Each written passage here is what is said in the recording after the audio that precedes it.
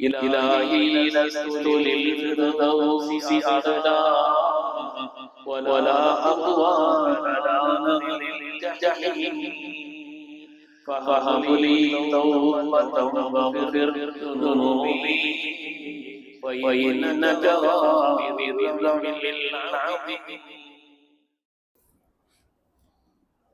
السلام عليكم ورحمة الله وبركاته. الحمد لله العظيم القدرة والشان شديد البطش والبرهان حافظ الدين والقرآن ما شاء الله كان ما لم يشاء لم يكن لا حول ولا قوة إلا بالله إن أريد إلا الإصلاح ما استطعت وما توفيقي إلا بالله عليه توكلت وإليه أنيب سبحانك لا علم لنا إلا ما علمتنا إنك أنت العليم الحكيم.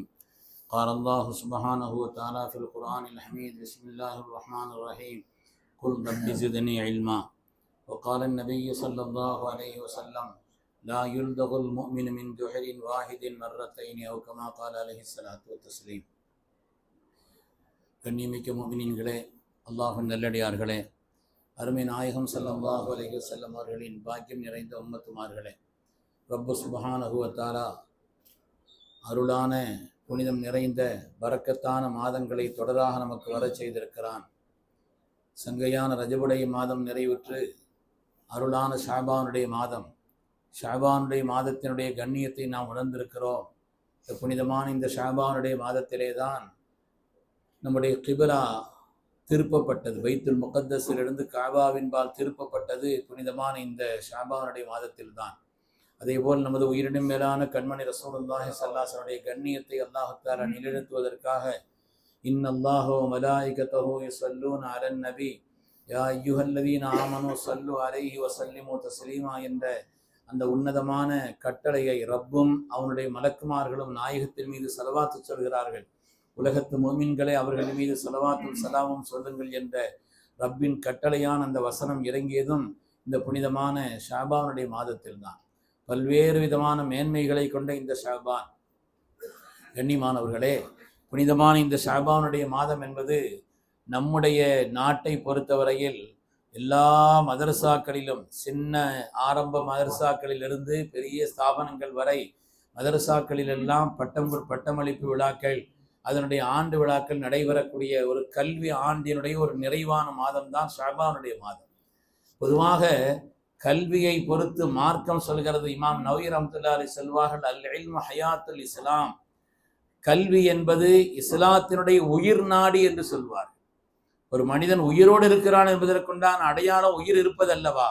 அது மாதிரி இந்த மனிதன் முஸ்லிமாக இருக்கிறான் என்பதற்குண்டான அடையாளமே அவன் சிறந்த கல்வியை பெற்றவனாய், ஒவ்வொரு துறையிலையும் தேர்ந்தவனாய், தான் செய்யக்கூடிய காரியத்தை விளங்கியவனாய், கல்வி அறிவுள்ளவனாய் இருக்க வேண்டும் என்று ஹஜ்ரத் இமாம் நவவி ரஹ்மத்துல்லாஹி அலைஹி சொல்வார். இமாமுனா ஷாஃபி ரலியல்லாஹு சொல்வார்கள், மன் அராத துன்யா ஃபஅலைஹி பில் இல்ம் வமன் அராதல் ஆகிரத ஃபஅலைஹி பில் இல்ம் வமன் அராதஹுமா ஃபஅலைஹி பில் இல்ம்.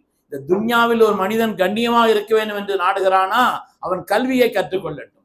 ஆகிரத்தில் சிறப்புற்றவனா திகழ வேண்டும் என்று ஆசைப்படுகிறானா கல்வியை கற்றுக்கொள்ளட்டும். ஒமன் அராதகுமா, யார் இரண்டிலேயும் மேம்பட வேண்டும் என்று ஆசைப்படுகிறார்களா ஃபஅலைஹி பில் இல்ம் என்று இந்த எல்லா நிலையிலும் வெற்றியை பெறுவதற்குண்டான வழி என்பது கல்விதான் என்று ஹஜ்ரத் இமாம் ஷாஃபிஈ ரலியல்லாஹு அன்ஹு சொல்வார். கண்ணியமானவர்களே, அதனாலே கல்வியை மார்க்க உன்னதமானதாக சொல்கிறது. கல்வி என்பது மேன்மையானது. அல்லாஹ் குர்ஆனிலே முதலாக இறக்கிய வசனமே இக்ரா பிஸ்மி ரப்பிக்கல்லதீ ஹலக், ரப்பை உங்களை படைத்த ரப்பினுடைய திருநாமத்தை கொண்டு நீங்கள் ஓதுங்கள், படியுங்கள் என்றுதான் அல்லாஹ் தஆலா சொன்னார். எந்த கல்வியும் ஒழுக்கத்திற்கு மாற்றமாக நம்மை ஆக்கிவிடக்கூடாது. எந்த கல்வியும் இறை சிந்தனை விட்டு நம்மை நீக்கிவிடக்கூடாது. எந்த கல்வியும் நம்மை அநியாயங்கள் செய்வதற்கு காரணமாக்கி விடக்கூடாது என்பதனால் தான் அல்லாஹ் தஆலா கல்வியை ரப்பின் திருநாமத்தை கொண்டு இணைத்து சொன்னார். உலகத்திலேயே எந்த துறையும் படிக்கலாம், இந்த துறை அந்த துறை என்று இல்லை. எல்லா துறைகளிலேயும் ஒரு மனிதன் தேர்ச்சி பெறலாம், தவறே இல்லை. மார்க்கம் பாராட்டுகிறது. ஸல்லல்லாஹு அலைஹி வஸல்லம் பார்த்து அல்லாஹ் சொன்னான், அலம் யஜிதுக யதீமன் ஃபஆவா வவஜதக லால்லன் ஃபஹதா வவஜதக ஆயினன் ஃபஅக்னா. நாயகமே, தாங்கள் யதீமாக இருந்தீர்கள், அல்லாஹ் உங்களை அரவணைக்கவில்லையா? நுபுவத்தினுடைய ஞானம் இல்லாமல் இருந்தீர்கள், அல்லாஹ் நுபுவத்தினுடைய பாக்கியத்தை கொடுக்கவில்லையா? நீங்கள் ஏழையாக இருந்தீர்கள், அல்லாஹ் உங்களை சீமானாக்கவில்லையா? இதெல்லாம் கொடுத்த பாக்கியங்களை எல்லாம் சொல்லக்கூடிய அல்லாஹ் நாயகத்திற்கு கட்டளையை சொல்கிறான். குல் ரப்பி ஜித்னி இல்மா, நாயகமே நீங்கள் சொல்லுங்கள், யா அல்லாஹ் எனக்கு கல்வி ஞானத்தை அதிகப்படுத்து என்று துஆ செய்யுங்கள் என்று அவர்கள் வழியாக அல்லாஹ் உம்மத்திற்கும் கட்டளை இடுகிறான். யார் அவர்கள்? ஊதீது இல்மல் அவ்வலீன வல் ஆகிரீன், இதுவரை உலகத்தில் வந்தவர்கள் வர இருப்பவர்கள் அவ்வளவு பேருடைய ஞானத்தையும் நான் கொடுக்கப்பட்டிருக்கிறேன் என்று சொன்ன நாயகத்திற்கு அல்லாஹ் சொன்னான், நாயகமே நீங்கள் சொல்லுங்கள், யா அல்லாஹ் எனக்கு கல்வி ஞானத்தை அதிகப்படுத்து என்றால் கல்வியினுடைய முக்கியத்துவத்தை மார்க்கம் எந்த அளவிற்கு சொல்கிறது என்பதை நாம் பார்க்கிறோம்.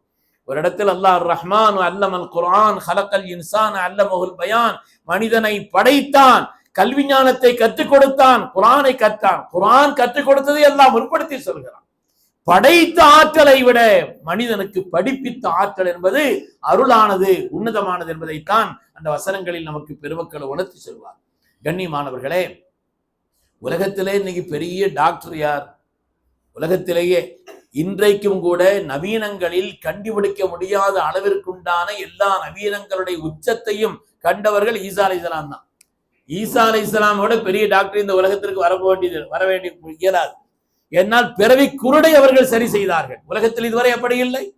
பிறவி குருடை சரி செய்தார்கள், பிறவி குஷ்டத்தை சரி செய்தார்கள், இறந்தவர்களை அல்லாஹ்வுடைய உட்டவை கொண்டு ஹயாத்தாக்கினார்கள்.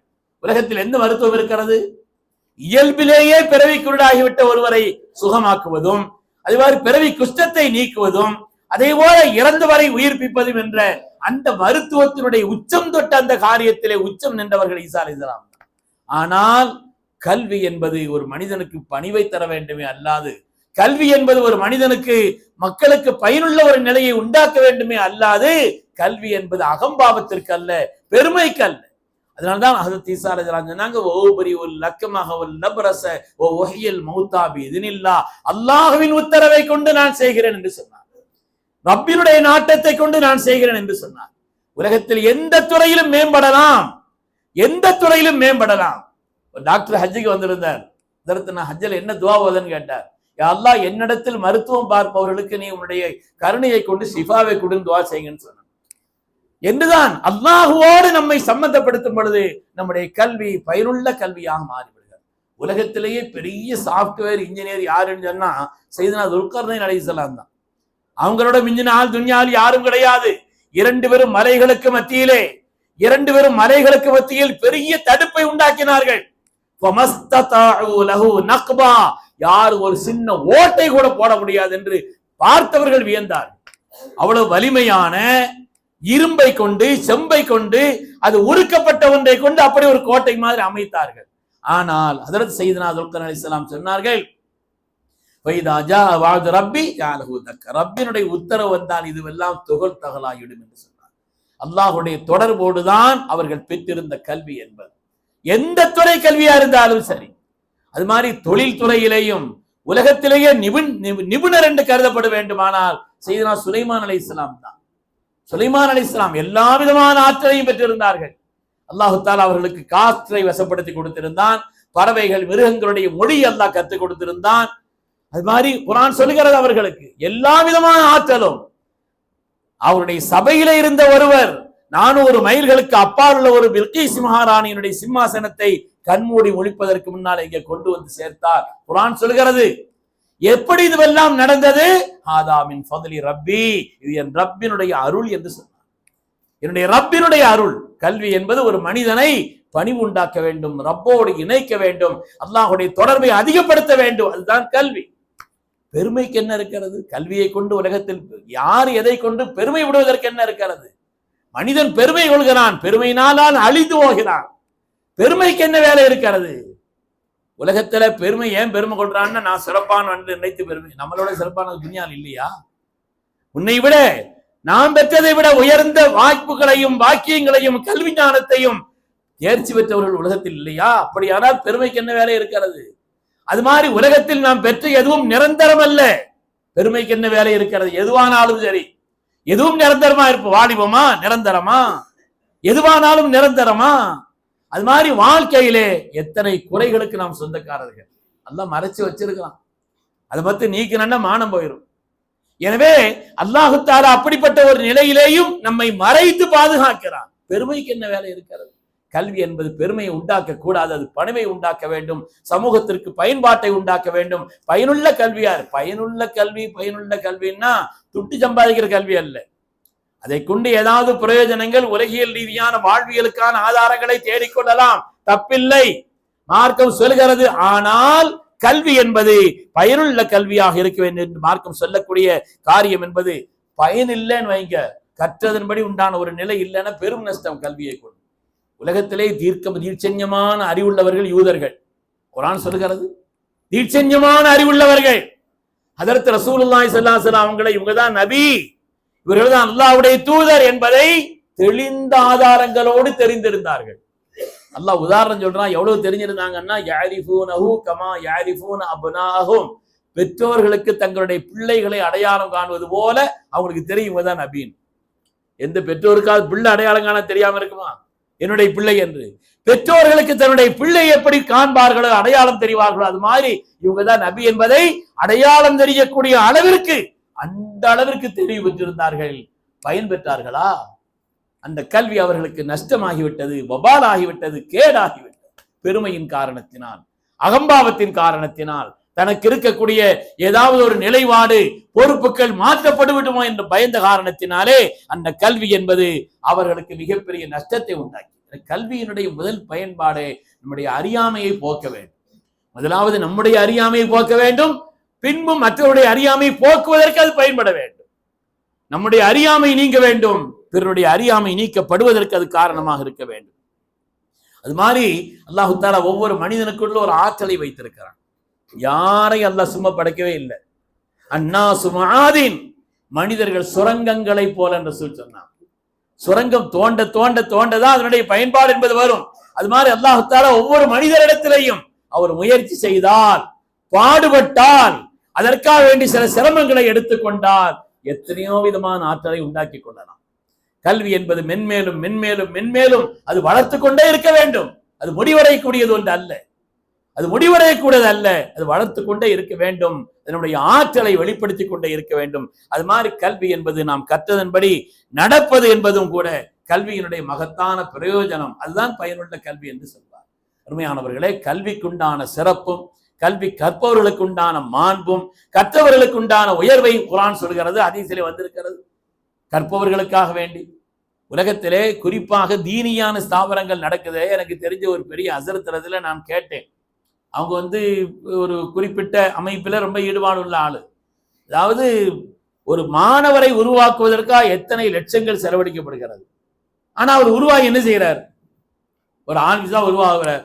ஆலிம்ஸா உருவாகி என்ன செய்யறார்? கடைசியில் ஒரு பள்ளியில இமாமா இருக்கிறார், இல்லை எங்கேயாவது மக்தப் ஓதி கொடுக்கிறார், அல்லது எங்கேயாவது மதரசால ஓதி கொடுத்துட்டு இருக்கிறார். இவரை உருவாக்குவதற்காக செய்யப்பட்ட முயற்சிகள் என்பது சாதாரணமானதா? பெரிய செலவழிக்கப்பட்டிருக்கிறது. ஆனால் அதனுடைய பயன்பாடுன்னு பார்த்தா வெளிப்படையா எப்படித்தானே தெரியுது என்று கேட்ட பொழுது அதற்கு அவர் அழகாக சொன்னார்கள், அது ஒரு இராணுவத்திற்கு செலவழிக்கப்படும் செலவு போலன்னு சொன்னார்.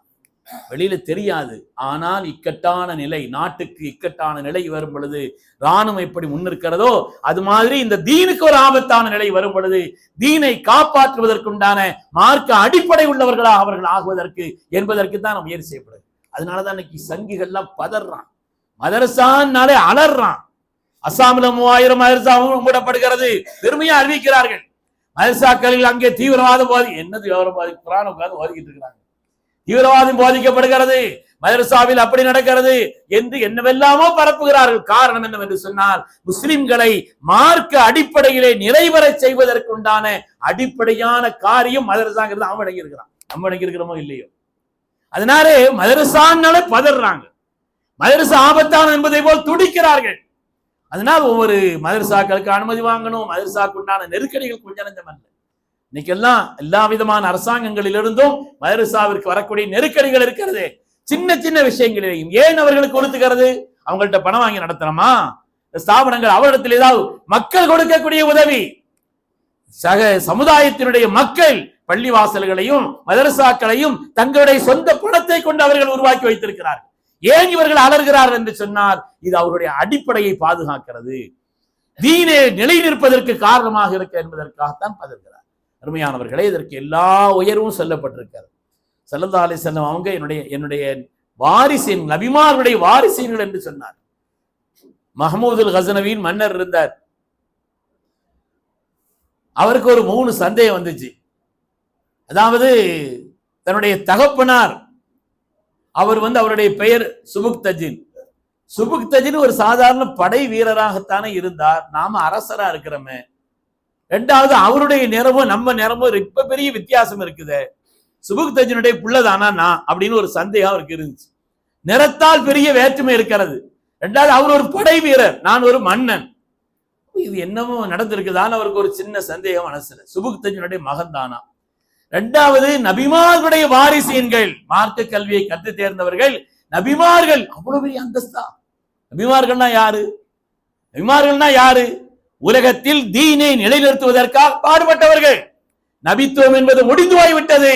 கியாமத்து வரை உலகத்தில் தீனை பாதுகாப்பவர்களாக அல்லாஹு தஆலா இல்மியான அந்த தொடர்புள்ளவர்களை தான் வைத்திருக்கிறார். அதனால நபிமாருடைய வாரிசீன்கள்லாம் இவ்வளவு பெரிய அந்தஸ்து உங்களுக்கு இருக்குதான் ரெண்டாவது ஒரு சந்தேகம். மூணாவது சொர்க்கம் சொர்க்கம் சொர்க்கம் சொல்றாங்களே, மாலா ஐநொன்றாத், எந்த கண்களும் பார்த்திருக்காத, எந்த காதும் கேட்டிருக்காத, எந்த கற்பனையிலும் நினைத்து பார்க்க முடியாத சொர்க்கம் என்று அதனுடைய மகத்துவத்தை போல இவ்வளவு சொல்லப்பட்டிருக்கிறது. நமக்கு சொர்க்கம் கிடைக்குமா அப்படிங்கிற ஒரு 3 சந்தேகம் இருந்துச்சு. அந்த மஹமூதுல் கஸ்னவி ஒரு நாள் மார்க்க கல்வியை கற்றுக்கொண்டிருக்கக்கூடிய ஒரு மாணவர், அவர் ஒரு வெளிச்சத்திலே, பொது வெளிச்சத்திலே அமர்ந்து சில விஷயங்களை படித்துக் கொண்டிருக்கிறார். அப்பொழுது மஹமூதுல் கஸ்னவி கேட்டாங்க, நீங்க எங்க உட்கார்ந்து படிக்கிறீங்க? எல்லா லைட்டையும் அணைச்சிட்டு மக்கள் எப்படி இருக்கான்னு பார்ப்பதற்காக இரவு நேரத்தில் உலா வந்தவர். அப்ப அவர்கிட்ட சொன்னாங்க, நான் இதை படித்து கல்வியை படிச்சுக்கிட்டு இருக்கிறேன்னு சொன்ன உடனே அதற்கு பிறகு சரி அவர் பார்த்துட்டு போயிட்டார். ஆனால் அன்று இரவு அவர் பார்க்கிறார் கண்மணி ரசூலுல்லாஹி ஸல்லல்லாஹு அலைஹி வஸல்லம் அவர்களை. யப்ன சுபுக்தஜின், சுபுக்தஜினுடைய மகனே, அக்ரமக்கல்லாஹு பில் ஜன்னah, அல்லாஹ் சொர்க்கத்தை கொண்டு உன்னை கண்ணியப்படுத்தட்டும். கமா அக்ரம் வரசத்தி, என்னுடைய வாரிசை நீ கண்ணியப்படுத்தியதை போல் என்று அவர்களுக்கு சோபனம் சொல்லப்படும். தனக்கு இருந்த சந்தேகங்கள் நீங்கியதாக மஹமூதுல் கஸ்னவி சொல்வார். அருமையானவர்களே, ஸல்லல்லாஹு அலைஹி வஸல்லம் சொல்வார்கள், நீங்கள் மார்க்கம் கற்றவர்களாக இருங்கள், அல்லது கற்றுக் கொடுப்பவர்களாக இருங்கள், அல்லது அதற்கு உதவியாளர்களாக இருங்கள், 4வது கூட்டத்தில் ஆகிவிடார்கள் என்று ஸல்லல்லாஹு அலைஹி வஸல்லம் சொன்னார். அதனால உலகத்திலே இந்த தீனியான கல்வி என்பது கியாமத்து வரை, நபித்துவம் என்பது முடிந்து போய்விட்டது. உலகத்தில் மார்க்கத்தை சொல்வதற்கும் நிலைநிறுத்துவதற்கும் உண்டான பாடுபடக்கூடிய ஸ்தாபனங்களாகத்தான் மதரசாக்கள், மதாரிசுகள் இருக்கிறது. சில இடங்களில் சில சுயநலங்கள் அதில் இருந்தாலும் கூட பொதுவாக மதரசாக்கள் என்பது இந்த தீனை உலகத்தில் பாதுகாப்பதற்குண்டான அடித்தளம் என்பதில் எந்த விதமான சந்தேகம் இல்லை. அப்படிப்பட்ட மதரசாக்களுடைய விழாக்கள் தான் தமிழகம் எங்கும் இந்த ஷஅபானுடைய மாதத்திலே அது ரமதானுக்கு தயாராகுவதற்காக பட்டம் பெறக்கூடிய ஒரு நிலை என்பது ஏற்பட்டிருக்கிறது. யாரெல்லாம் பட்டம் பெற்றிருக்கிறார்களோ, பிற இருக்கிறார்களோ, அல்லாஹு தஆலா அவர்களை எல்லாம் ஆலிமே ரப்பானியின்களாக ஆக்கி அருள்வானா. தீனுடைய ஹாதிமீன்களாக அல்லாஹ் கபூல் செய்து அருள்வானா.